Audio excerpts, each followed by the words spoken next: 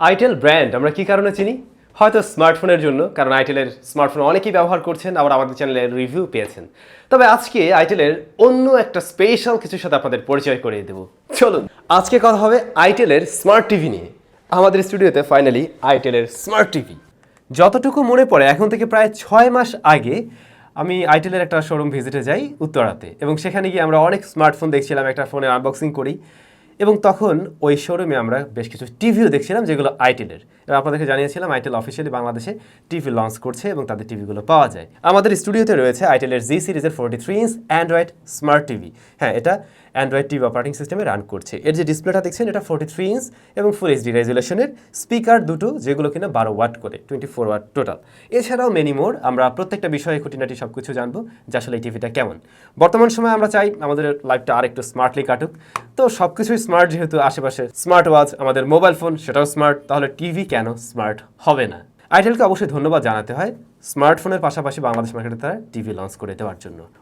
Box content নিয়ে বলতে গেলে টিভিটা থাকবে, স্ট্যান্ডগুলোও থাকবে যেগুলো খোলা অবস্থা থাকে, পরে আপনি সেট করে নিতে পারবেন। তবে এটাকে কিন্তু ওয়ালেও মাউন্ট করা যাবে, আর বক্সে আপনারা ওয়াল মাউন্ট হ্যাঙ্গারও পেয়ে যাবেন। প্রথমেই তাহলে ডিজাইন অ্যান্ড বিল্ড ম্যাটেরিয়ালস।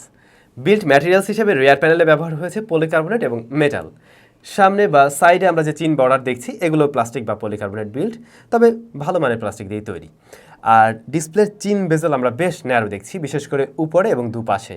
হ্যাঁ, নিচের চিনটা একটু মোটা, এর মাঝামাঝি পজিশনে রয়েছে আইটেলের ব্র্যান্ডিং। ওভারঅল সামনের থেকে লুকসটা কিন্তু বেশ ভালোই লাগবে, এবং বর্তমান যুগ উপযোগী যে টিভিগুলো আমরা দেখি অর্থাৎ থিন বেজেলের থাকে, হ্যাঁ এটা ঠিক তেমনটাই।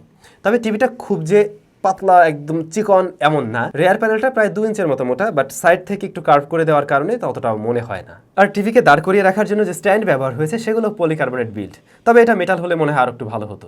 পোর্টসের ক্ষেত্রে রেয়ার প্যানেলে antenna jack, HDMI output, AV port, 2.0 USB A port একটি থাকছে, এবং অডিও আউটপুটের জন্য জ্যাক রয়েছে, এবং টিভিকে কুল রাখার জন্য বড়সড় ভেন্ট রয়েছে। এই টিভির ডিসপ্লে প্যানেল সম্বন্ধে জানার আগে আমরা একটু এর ভিতরে কি রয়েছে, প্রসেসর বা পারফরমেন্স সেকশনে কি থাকছে সেগুলো জেনে নেওয়া যাক। এখানে কোয়াড কোর প্রসেসর ব্যবহার হয়েছে যা 1 GHz এর, এবং জিপিইউ সেকশনে রয়েছে মালি 470 MP3।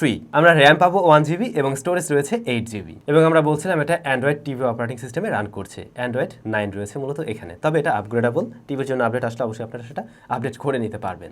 Android TV operating system কি কি অফার করে আমরা হয়তো সকলেই জানি, যেমন এখানে আপনি গুগল প্লে স্টোর থেকে অ্যান্ড্রয়েড টিভির জন্য যে অ্যাপ্লিকেশনগুলো রয়েছে সেগুলো ব্যবহার করতে পারবেন। তবে প্রি ইনস্টল এখানে আপনি কিন্তু ইউটিউব পেয়ে যাবেন, নেটফ্লিক্স পেয়ে যাবেন, প্রাইম ভিডিও পেয়ে যাবেন। এছাড়াও আপনি এখানে কিন্তু গেম প্লেও করতে পারছেন, যেগুলো আপনারা গুগল প্লে স্টোর থেকে ডাউনলোড করে নিতে পারবেন। এর মানে এই না স্মার্টফোনের জন্য যে গেমগুলো রয়েছে সেগুলো ডাউনলোড করবেন, টিভি অপারেটিং সিস্টেমের জন্য যেগুলো রয়েছে সেগুলো এখানে ইনস্টল করে প্লে করতে পারবেন। তবে 1 GB র্যাম হওয়াতে সেখানে আপনি অনেক আহামরি সুযোগ পাবেন এমনটা না, বাট মোটামুটি প্লেয়াবল।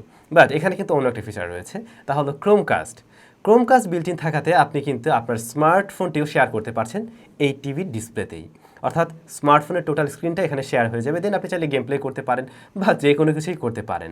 অনেকে এডিটিংয়ের কাজ করেন বড় জায়েন্ট স্ক্রিনে, তখন এটা দেখে করতে পারবেন। তবে হ্যাঁ, হালকা একটু ল্যাটেন্সি আছে, আমরা জানি যে ক্রোমকাস্টে একটু ল্যাটেন্সি থাকে, সেটা এই টিভিতেও বিদ্যমান ছিল। এছাড়াও আপনি এখানে কিন্তু ভয়েস অ্যাসিস্ট্যান্টের মাধ্যমে টিভিকে কন্ট্রোল করতে পারছেন। রিমোটের সাথে আপনি দেখবেন ডেডিকেটেড বাটনস রয়েছে ভয়েস অ্যাসিস্ট্যান্টের জন্য। আপনি সেটাকে ক্লিক করে জাস্ট রিমোটে বললেই দেখবেন টিভি সেভাবে আপনাকে সার্চ করে দিতে পারবে, বা আপনি যে কমেন্টটা দিচ্ছেন সেটা টিভি নিতে পারবে। টিভিটা আমাদের স্টুডিওতে আছে প্রায় 15-16 দিনের মতো, এবং এর ইউআই এর ব্যাপারে যতটুকু আমরা বুঝতে পারলাম, একদম শুরুর দিন যেদিন আমাদের কাছে টিভিটা প্রথম আসে, আমরা মাত্রই বক্স থেকে বের করে অন করি, তারপরে দেখলাম গুগল প্লে স্টোরে যাওয়ার পরে আমাদেরকে 2 বার বের করে দেওয়া হয়েছিল, অ্যাপসটা ক্র্যাশ করছিল। এর পরবর্তী সময় কিন্তু এই ধরনের প্রবলেম পাইনি, তারপর থেকে দেখলাম এটা বেশ স্মুথলি চলছে। ওটা হতে পারে প্রথম রান করছে এই কারণে হয়তো, বাট এখন আমরা কিন্তু কোনো ধরনের প্রবলেম দেখছি না, এবং এখানে কোনো ল্যাগ আটকে যাওয়ার মতো সমস্যা আমরা পাইনি। হ্যাঁ, গেমিংয়ের যে বিষয়টা বলছিলাম, যে একটু ভারী অ্যাপ্লিকেশন বা গেমিং করতে গেলে তখন কিছুটা ল্যাগ দেখা যায়, বাট আসলে এই ধরনের টিভি দিয়ে যে আপনি আহামরিভাবে গেমিং করবেন হয়তো করবেন না, আপনি ক্রোমকাস্ট থেকে সেটা করতে পারেন। আমার মনে হয় অ্যান্ড্রয়েড স্মার্ট টিভি কী অফার করে এটা নিয়ে নতুন করে আর বিস্তারিত বলার কিছু নেই। আমরা যদি সরাসরি ডিসপ্লে সেকশনে আসি সেটাই কাজে লাগবে, কারণ আপনি ওটাই দেখবেন। ডিসপ্লে সাইজ 43 ইঞ্চ, যা ফুল এইচডি রেজুলেশনের, এবং এর viewing angle 170 degree. Viewing angle মোটামুটি ভালো থাকাতে আমি কিন্তু এই যে সাইড থেকেও ঠিকভাবে দেখতে পাচ্ছি, এবং এখন পর্যন্ত আমি কালার শিফটিং হতে দেখছি না বা কোনো ধরনের নেগেটিভিটি দেখছি না। হ্যাঁ, ডেফিনেটলি সামনে থেকে দেখলে আরও বেশি বেটার দেখা যাবে, আর আমার মনে হয় না কেউ একদম এরকম সাইড থেকে টিভি দেখবেন। তো যতটুকু পাশ থেকে দেখবেন তাতে এর ভিউইং অ্যাঙ্গেল একদম পারফেক্ট ছিল এবং কালারের কোনো ধরনের শিফটিংও আমরা লক্ষ্য করছি না। এর brightness 350 nits, display technology, DLED backlight. আসলে টিভি তো ইনডোরে চালানোর জন্যই, সো যতটুকু ব্রাইটনেস আছে এটা আমার মনে হয় এনাফ। ডিসপ্লেটা যথেষ্ট কালারফুল এবং যতটুকু দূর থেকে আমরা টিভিটা দেখবো তাতে শার্পনেসের কোনো ঘাটতি মনে হয় না। কালার নিয়ে বলতে গেলে এটা একটু ভাইব্রেন্ট কালার দেয় এবং আমার যা মনে হলো গ্রিন কালারটাকে একটু বেশি বুস্ট করে এবং অরেঞ্জ কালারটাও মোটামুটি বুস্ট করে।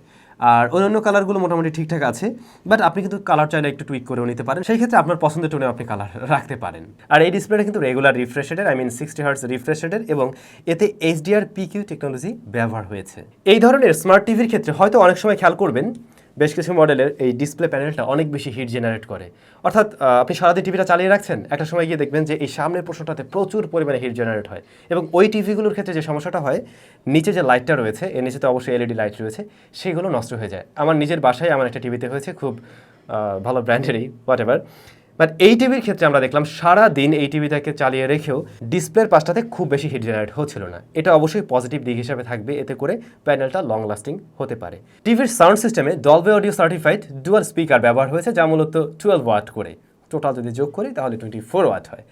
এর লাউডনেস যথেষ্ট ভালো, তবে আমার মনে হয় আসলে ফুল ভলিউমে যাওয়ার প্রয়োজন নেই, কারণ ফুল ভলিউমে কিছুটা ডিস্টরশন দেয় স্পিকার, পাশাপাশি লাউডনেস অনেক বেশিই লাগবে, এত লাউডনেস লাগে না ড্রয়িং রুমের জন্য। আমার সাজেশন থাকবে আপনি 80 to 90% ভলিউম রেখে খুব ভালো একটা সাউন্ড পাবেন এর থেকে, বেশ ক্লিয়ার সাউন্ড দিতে পারে এবং বেজও মোটামুটি আমরা ভালো পেয়েছি, টোটালি ব্যালেন্স একটা সাউন্ড দিতে পারে। তবে ওই যে অডিও আউটপুট লাইন তো রয়েছে, আপনি চাইলে টিভি বার্টার যে কোনো কিছু ব্যবহার করতে পারেন। টিভির সাথে খুবই স্মার্ট একটা রিমোট দেওয়া হয়েছে, বেশ বড় সড়ো, এবং এখানে প্রয়োজনীয় বাটনস অনেক কিছুই রয়েছে এবং ডেডিকেটেডও বেশ কিছু বাটনস রয়েছে, যেমন ধরুন Netflix, YouTube, prime video, Google play, তারপরে যে বলছিলাম ভয়েস অ্যাসিস্ট্যান্টের জন্য এই ধরনের কিছু ডেডিকেটেড বাটনস দেওয়া আছে। আর এটা কিন্তু মূলত ওই যে ব্লুটুথ সিস্টেম, IR সিস্টেম দিয়ে কাজ করছে না, আপনি চাইলে যে পিছন থেকেও এটাকে কন্ট্রোল করতে পারবেন। লাইক আমি যদি এখন একটু কন্ট্রোল করে দেখাই, আমি ওদিকে করছি, এদিকে কাজ করছে। তো আশা করছি আজকের ভিডিও থেকে মোটামুটি এই টিভির একটা ওভারভিউ পেলেন, কী কী অফার করছে। আমরা কিন্তু দামটা জানি না, দামটা অবশ্যই জানা উচিত। itel G431 এই অ্যান্ড্রয়েড স্মার্ট টিভির অফিসিয়াল প্রাইস বাংলাদেশ মার্কেটে হলো 37,499 টাকা, মানে 37,500 টাকাই ধরে নিতে পারেন। আর এইটার যে ওয়ারেন্টি পলিসি তা হলো 4 বছরের প্যানেল ওয়ারেন্টি। এই যে ডিসপ্লেটা, এইটার ওয়ারেন্টি হলো 4 বছরের। তবে 100 দিনের রিপ্লেসমেন্ট গ্যারান্টিও পাচ্ছেন, অর্থাৎ 100 দিনের মধ্যে যদি কিছু হয় সেক্ষেত্রে আপনি টোটাল টিভিটাই রিপ্লেস করে নিতে পারবেন। এছাড়া 2 বছরের স্পেয়ার পার্টসের ওয়ারেন্টি রয়েছে এবং 2 বছরের ফ্রি সার্ভিস ওয়ারেন্টি রয়েছে। As a 43 inch Android smart টিভির সাথে 4 বছরের প্যানেল ওয়ারেন্টি এবং দাম আমরা দেখছি 37,500 টাকা। তো এই দামে যে ওয়ারেন্টি পলিসি রয়েছে এবং সব কিছু মিলে আমার কাছে দামটা অবশ্যই বেশি মনে হচ্ছে না। ইভেন আমরা মার্কেটের আরও যদি বেশ কিছু টিভির সাথে কম্পেয়ার করতে চাই তাহলে তাদের চাইতে একটু ভালো প্রাইসিং দেওয়ারই ট্রাই করেছে itel। বাট আইটেলের কাছে আমাদের সবসময় এক্সপেকটেশন থাকে একটু কম দামের মধ্যে ভালো কিছু দিবে, যেমন তাদের যে অ্যান্ড্রয়েড স্মার্টফোনগুলো রয়েছে সেগুলো কিন্তু আমরা কম দামে পেয়ে যাই, বিধায় এখন সবার হাতে হাতে, অনেকের হাতে হাতেই দেখা যায়। তো এই টিভির ক্ষেত্রে যদি আরও কিছুটা আসলে প্রাইস কম রাখা যায় সেক্ষেত্রে আমার মনে হয় গ্রামে গঞ্জে সকলের কাছে এই শখের টিভি কিন্তু পৌঁছে যাবে। সো আমার রিকোয়েস্ট থাকবে আইটেলের কাছে ভবিষ্যতে তারা যত টিভি নিয়ে আসবে আরও একটু ভালো প্রাইসিংয়ে দেওয়ার জন্য। কিন্তু যা অফার করছিল এই টিভি সব কিছু মিলে আপনাদের কাছে কেমন লেগেছে সেটাও কমেন্ট করে জানাতে ভুলবেন না। সবাই অনেক বেশি ভালো থাকবেন, সুস্থ থাকবেন। আবার আপনাদের সাথে দেখা হচ্ছে নতুন কোনো ভিডিওতে।